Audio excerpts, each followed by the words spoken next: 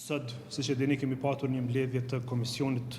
për Buxhet në orën 11, një mbledhje thirrur me urgjencë nga deputetët e pushtetit. Aty patëm dhe prezencën e vetë Ministrit të Financave, prandaj si deputet antar i këtij komisioni dhe si përfaqësues i Lidhjes Demokratike të Kosovës në këtë komision të përhershëm, pra një rëndësie të veçantë, propozova ose fillimisht vlerësova dhe konstatova që mungonin disa pika që ishin për u trajtuar urgjentisht në këtë gjendje socioekonomike në vendin tonë e që mungonin në rand të ditës të kësaj mbledhje të thirrur urgjent të Komisionit për Buxhet. Prandaj, si rezultat dhe për shfrytzuar rastin që ishte prezent dhe Ministri i Financave aty, propozova që të përfshiheshin dhe 3 pika në këtë rand të ditës. Do i sqaroj dhe do i shpalos edhe këtu. Pika e parë kishte të bënte me çështjen e rritjes së çmimeve të derivateve të energjisë, si dhe reflektimit të këtyre çmimeve, reflektimi zinxhiror në të gjitha produktet e shërbime tjera, si transporti, ushqimi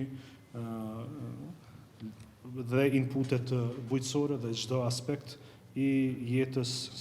dhe buxhetit dhe kuletës së qytetarëve të Kosovës dhe familjeve kosovare. Ne jemi të vetëdijshëm që qeveria e Kosovës natyrisht nuk kontrollon tregjet ndërkombëtare të derivateve natyrisht dhe nuk kërkojmë një gjë të tillë, por kjo qeveri është qeveri e Republikës së Kosovës dhe ka obligim kushtetues i ligjor, politik e moral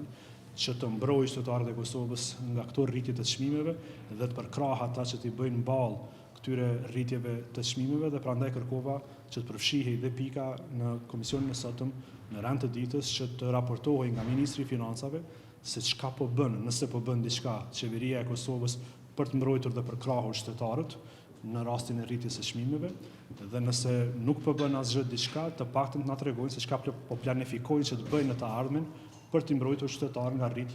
nga rritja e çmimeve të derivateve, energjisë, ushqimit, transportit, inputeve bujqësore, ushqimit, veshmbathjeve e tjera. Fatkeqësisht,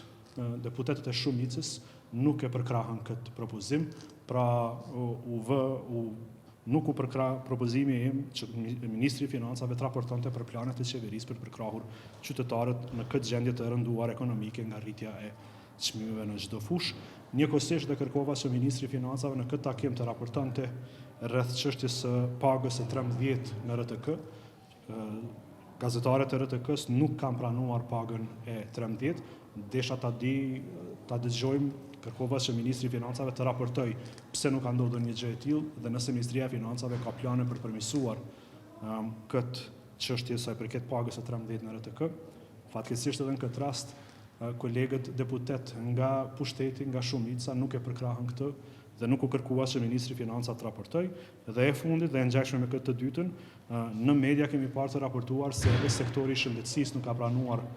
pagën e 13, qoftë në tërësi, qoftë pjesërisht. Prandaj kërkova që t'i kërkoj Ministrit të Financave të raportoj nëse kjo qëndron për gjithë sektorin e shëndetësisë apo për disa pjesë të tij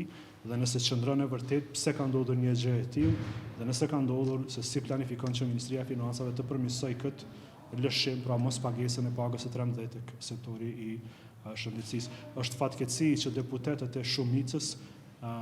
nuk e kanë përkrahur këtë propozim që Ministri i Financave të raportojë se çka po bëjnë tani për të mbrojtur dhe përkrahur qytetarët nga rritja e çmimeve në çdo fushë të jetës, të paktën një raportim se çka po bëjnë ose çka planifikojnë të bëjnë. Në vazhdimsi të kësaj, deputetët e RDK-s kemi kërkuar që të premten të mbajmë një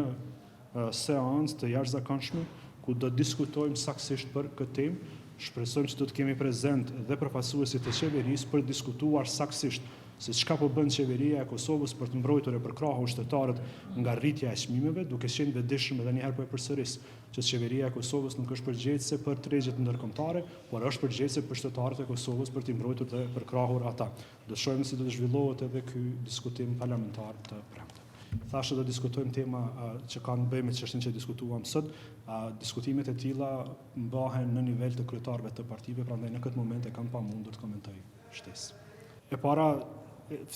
thirrja e kësaj seance nuk ishte ndodhur ende sa i përket në momentin kur po mbahej Komisioni për Buxhet dhe e dyta dhe më rëndësishme se kjo, ftesa për seancën e të premtes ka të bëjë me temën e çmimit të derivateve. Ndërsa kërkesa ime ishte që t'i kërkoni ministrit të financave të bënte një raport gjithëpërfshirës se çka po bën ose çka planifikon të bëjë qeveria e Kosovës për të mbrojtur dhe përkrahur qytetarët e Kosovës nga rritja e çmimeve të derivateve, energjisë dhe si pasojë rritja e çmimeve të transporti, inputet bujqësore, ushqimi, veshëmbatjet dhe të gjitha. Sepse në fund të ditës mos harrojmë kur rritet çmimi i derivateve dhe energjisë, këto pastaj kanë efekte zinxhirore tek të gjitha çmimet, të gjitha produkteve dhe shërbimeve që konsumojnë familjet kosovare dhe qytetarët e Kosovës. Pra doja një raport më gjithëpërfshirës, sepse patë mundësi që të kemi ministrin e financave aty dhe do të mund të mbanim një diskutim, fillimisht një raportim dhe një